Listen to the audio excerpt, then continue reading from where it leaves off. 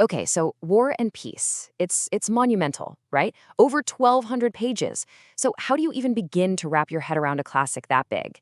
Well, instead of trying to tackle the whole thing at once, we're going to do something a little different. We're going to zoom way, way in on a single incredible scene. We'll get into all the frantic, kind of funny, and superhuman moments that happen just before one spectacular night. It's in these little details you'll see where Tolstoy's genius really shines. All right, let's set the scene. The year is 1810. It's New Year's Eve, and we're in the very heart of Imperial St. Petersburg. A massive mansion on the English Quay is, as Tolstoy puts it, just blazing with innumerable lights. You can just imagine it, can't you? And let me tell you, this isn't just any old party. No, this is the kickoff to an evening of pure, unmatched splendor. And the guest list? While it was about as exclusive as it gets. We're talking the entire diplomatic corps was invited. And get this? Even the emperor himself was expected to show up. So make no mistake about it. This was the social event of the season. The one everyone was talking about. So you might be wondering, who on earth could throw a party this lavish? Well, Tolstoy calls him a grandee. And that one word tells us so much. It means our host is this powerful, super respected figure from an older generation. Think of him as a holdover from Catherine the Great's court. His status, his influence, it's all on full display tonight. And the fact that the diplomatic corps was there, that means you've got international bigwigs, ambassadors, and officials all in the same room. For everyone attending, this was way more than just a party. This was a night where a single conversation could literally make or break your career or your entire reputation. The stakes for social success and, yeah, for failure were just incredibly high. Now, if you were standing outside the mansion, Tolstoy paints this picture of absolute perfect order. It's all aristocratic splendor, you've got police making sure everything is secure, a constant, elegant stream of carriages arriving, and the guests. Oh, the guests are dressed in their absolute finest. We're talking military uniforms with stars and ribbons, ladies in shimmering satin and luxurious ermine. It's like this perfectly choreographed performance of power and wealth for the whole city to see.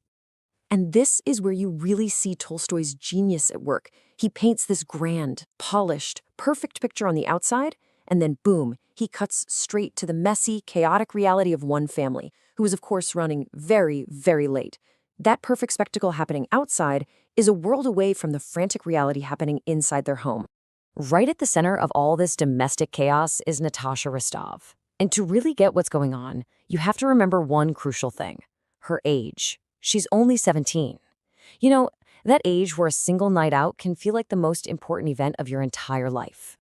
Yeah, for Natasha, this is not just another party. This is the party. It's her first grand ball, her official debut into high society. Tolstoy tells us she's been in a fever of excitement and energy since 8 a.m. that morning. I mean, her entire world has basically shrunk to revolve around this one single night.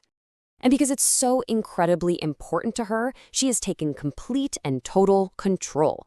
She's not just stressing about how she looks. Oh no, she's basically become the director of the whole operation. She's running around making sure her mother and her cousin Sonia look absolutely perfect too. Everyone has to be ready for their grand entrance.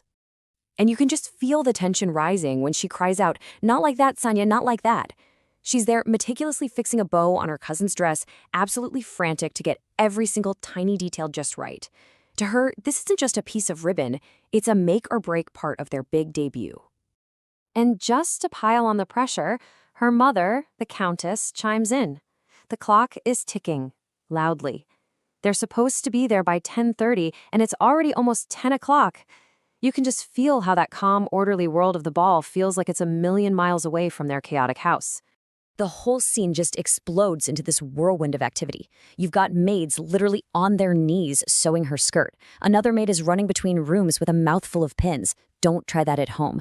Natasha's darting back and forth between her mom and her cousin. And then there's her poor father, the Count. He's just standing by the door, all perfumed and ready to go, basically just waiting for this hurricane to pass. So, with all this madness going on, what's the real problem? What's the holdup? You've got maids rushing, families stressing. What is the one tiny detail that's brought this whole operation to a screeching halt? It's almost funny, really. The cause of all this chaos is a simple, almost ridiculous problem. After all that energy, all that planning, the entire evening is being threatened by a few extra inches of fabric. Natasha's skirt is just too long. And you can hear the absolute desperation in her cousin Sonia's voice when she cries out, "For them, this isn't some minor inconvenience. No, this is a full-blown last-minute fashion emergency of the highest order." At this exact moment, it probably feels like the world is ending. And just when you think it can't get any more stressful, disaster strikes. In her frantic need to fix everything, Natasha darts over to adjust her mother's cap.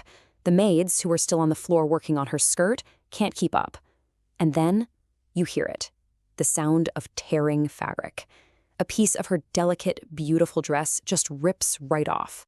But right as total panic is about to take over, one of the maids, Dunyasha, swoops in to save the day. She's totally calm, and she comes up with this quick, practical solution. She just diffuses the whole crisis. It's such a great human moment, a bit of common sense competence in the middle of all this aristocratic frenzy. And then another voice enters the room, the old family nurse. And she doesn't see the torn dress or the frantic energy. Nope, she just sees her little queen, all beautiful and ready for her big night. It's this wonderful moment of pure, simple affection that just cuts right through all that tension. And so, finally, the storm passes. Somehow, in just 15 minutes since her mother's warning, they've pulled it all together. The dress is stitched up, the hats are on straight, and at 10:15, they are finally seated in the carriage and on their way.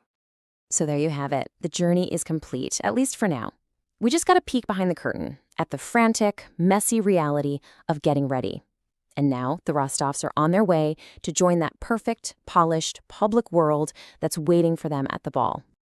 The dress is mended, the family is in the carriage, but for 17-year-old Natasha, her night is really just beginning. The first challenge is over. But now, what awaits her inside that grand mansion? She managed the chaos at home, but how is she going to handle the glittering, high-stakes world of the ball, especially when the emperor himself is watching?